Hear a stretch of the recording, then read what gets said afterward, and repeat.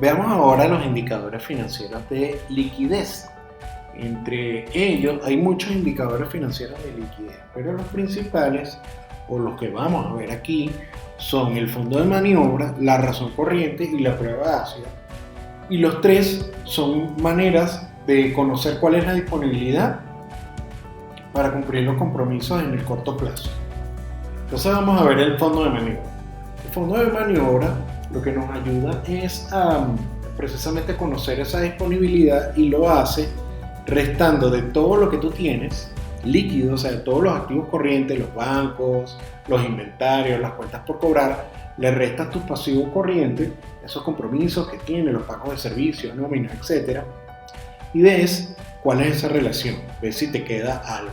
Damos un ejemplo, una empresa que digamos tiene un activo corriente de 150, es decir, que en sus bancos, en inventarios, en cuentas por cobrar tiene 150 y su pasivo corriente es de 75,000.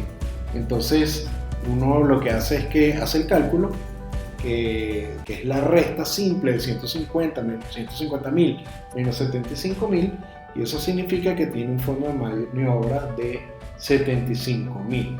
Es una holgura.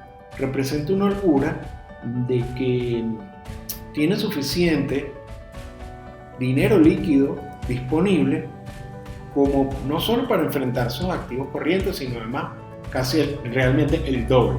Entonces incluso podríamos interpretar que bueno, es suficiente. Su resultado, siempre que sea mayor a cero, significa que va a haber recursos disponibles para cubrir las necesidades. Si es menos que cero, hay problemas. No hay dinero para enfrentar los compromisos de corto plazo, es decir, lo que te ayuda a mantener la operación. Entonces hay que ver qué es lo que pasa. Entonces tendrías que recurrir a un financiamiento. Entonces bueno, ahí se desprenden las acciones.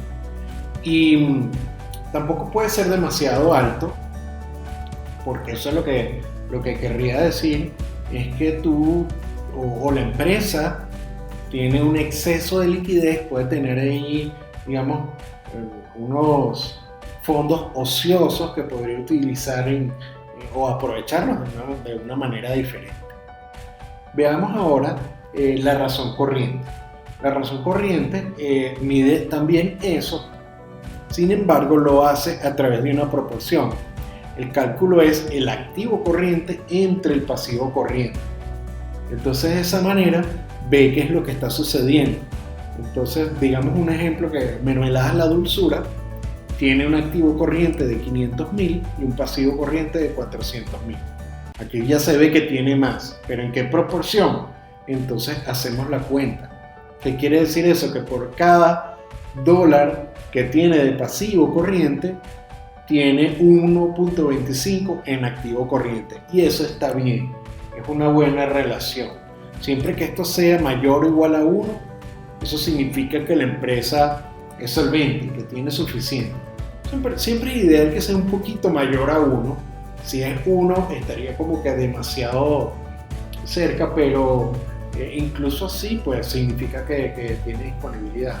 Mientras que una razón que sea menor a 1, de nuevo, es un problema de liquidez, un problema de solvencia. Y al igual que el otro, pues la razón corriente, si es demasiado grande, o sea, si es 2 o 3, es como que también hay activos que no se están utilizando bien, hay un dinero que está ocioso, y bueno, y cuando es baja, como les dije, pues podría significar problemas de liquidez. Y ahora vamos a medir la solvencia a través de la prueba ácida. Es decir, vamos a ver, este es un indicador que es más riguroso que los anteriores, porque en este caso lo que se hace es que se mide cuánto se tiene en activos corrientes, pero se les restan los inventarios Y a eso, y sobre eso es que se trabaja el indicador y se divide entre el pasivo corriente. Lo interesante de este análisis o de esta rigurosidad es que en este caso, como el negocio podría tardarse vendiendo los inventarios y eso podría en una situación crítica significar un riesgo de insolvencia, en este caso lo que hacemos es quitamos los inventarios para entender cuál es esa situación. Como verán, los activos corrientes provienen del balance general, el inventario viene del balance general también y los pasivos del balance general. Entonces continuemos vamos a ver el ejemplo de la prueba ácida, un negocio de envíos. El negocio de envíos se llama Los Rapiditos y tiene un activo corriente de 500.000, sus inventarios son de 200 y un pasivo corriente de 400.000. Al aplicar la prueba ácida, vemos que arrojan 0.75. ¿Eso qué quiere decir? Que la empresa podría tener dificultades para cumplir sus obligaciones en una situación crítica si se demora vendiendo sus inventarios, porque ahí no estamos contando con los inventarios, que aunque son líquidos, no son tan líquidos como el dinero disponible en efectivo y en las cuentas. Entonces, al igual que los anteriores, la interpretación, si es mayor a 1, estás bien. O sea, es un buen indicador que sea mayor a 1, porque incluso restando los inventarios tienes la capacidad de, digamos, resolver. Es una señal positiva de solvencia. Si es menor a 1, ante una situación específica o crítica, podría enfrentar problemas de liquidez. Y también depende del sector, como hablamos con los otros indicadores previamente, pues compararlo con el sector también ayuda a tener una visión más clara de cómo funciona y que también está este resultado que uno va a calcular. En términos generales, aquí está la interpretación: mayor a 1, hay suficientes activos, es positivo; menor a 1, corre el riesgo de enfrentar problemas de liquidez. Ahora vamos a ver los indicadores de eficiencia. Entonces, estos indicadores son muy interesantes porque miden cuál es la relación entre lo que se vende, lo que se cobra y lo que se paga, cuántas veces ocurre eso en un periodo de tiempo en particular y la manera en que puedes, a través de negociaciones y cambios en políticas de trabajo, obtener un mejor movimiento, desempeño financiero. Entonces veamos, la rotación de inventarios lo que te ayuda es a entender cuántas veces la empresa ha vendido y reemplazado su inventario durante un periodo de tiempo en particular, que puede ser, por ejemplo, un año. Entonces, la rotación de inventario se calcula dividiendo el costo de venta entre el inventario promedio. El costo de venta viene del estado de resultados y el inventario promedio del balance general. También se calcula en términos de días, es decir, en cuánto en días se tarda una empresa, un negocio, un emprendimiento en vender sus productos. Y para hacer ese cálculo se divide 365 entre la rotación de inventarios. Entonces, vamos a verlo en un ejemplo. En una empresa, una tienda de ropa deportiva, tiene un costo de ventas de 500 y un promedio de inventarios de 50.000 durante el año. ¿Cuál es la rotación o el ratio de rotación de inventarios para esa empresa? Entonces vamos a hacer la cuenta. Dividimos los 500 entre los 50.000, los 500.000 entre los 50.000, eso nos da 10. ¿Eso qué quiere decir? Que la empresa rotó el inventario 10 veces durante el año. O sea que durante ese año se rotó 10 veces el inventario. Entonces, si queremos ver cuánto significa eso en días, dividimos 365 entre 10 y nos dice que cada 36 días, o sea, un poquito más de un mes, se venden los productos que tienen.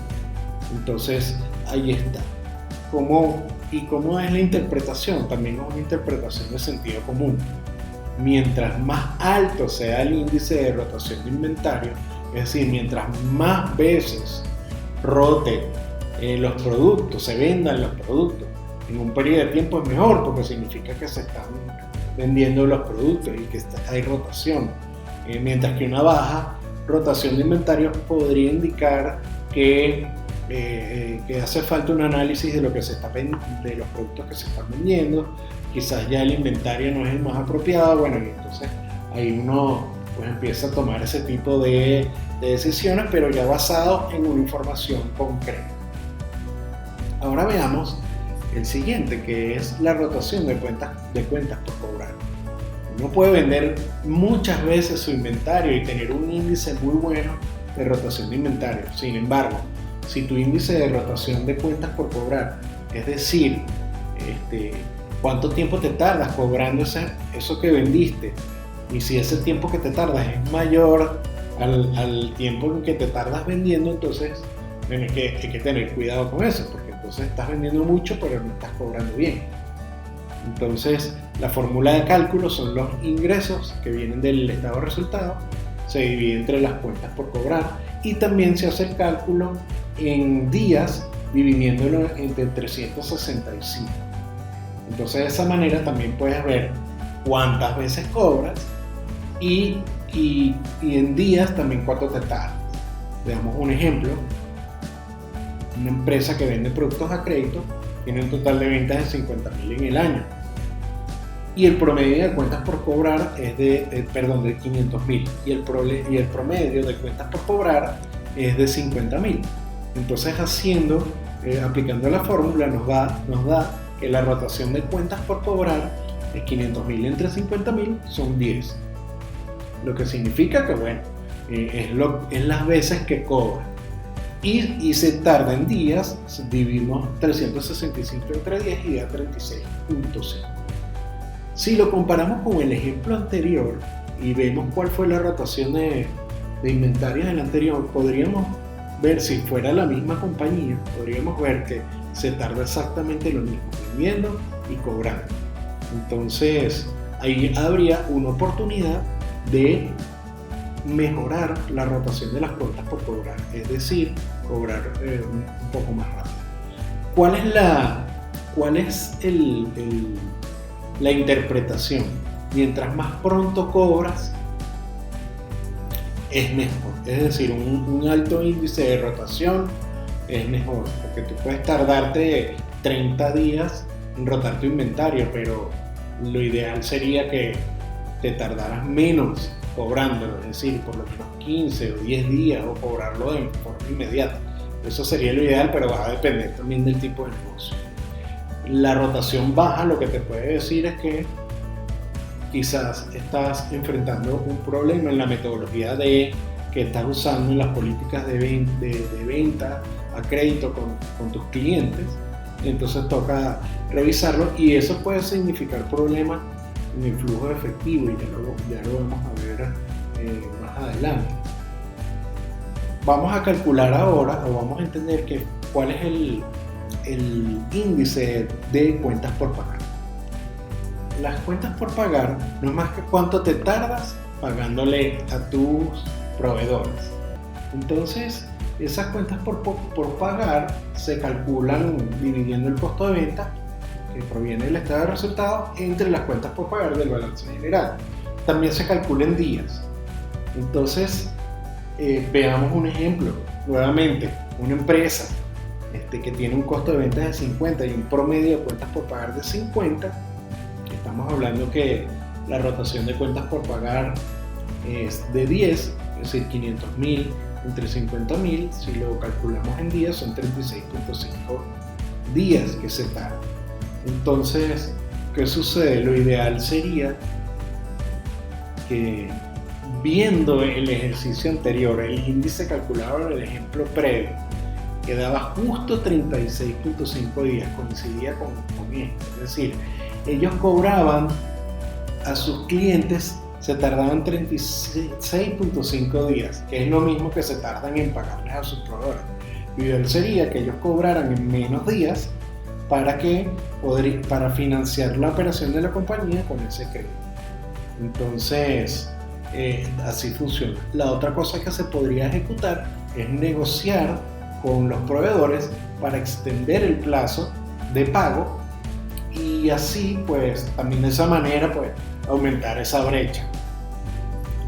Claro, siempre las cuentas por pagar mientras que uno pues puede extender los plazos es mejor siempre y cuando eso no signifique un riesgo reputacional, es decir, que tú no dañes tu reputación porque te tardas demasiado en pagar a tus clientes. Si lo haces como de manera muy oportuna, muy rápida, pues es posible que no estés aprovechando esa oportunidad de financiar, ¿no? Y eso pues contribuye positivamente al flujo de caja, que tú puedas organizar bien esa relación entre lo que te tardas vendiendo, lo que te tardas cobrando y lo que te tardas pagando, para que tengas holgura dentro de tu ciclo y tu flujo de caja.